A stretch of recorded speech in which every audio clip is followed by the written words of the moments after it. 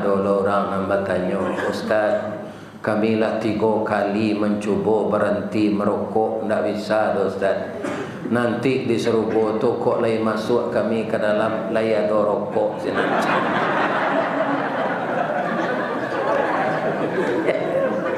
Jawabnya ya sambungan ayat tadi.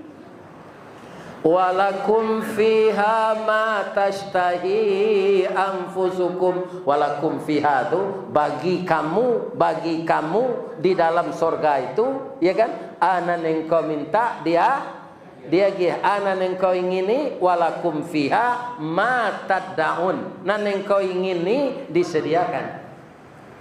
Cuma Pak nan merokok di Serubo tu tapaso menyalai ke neraka.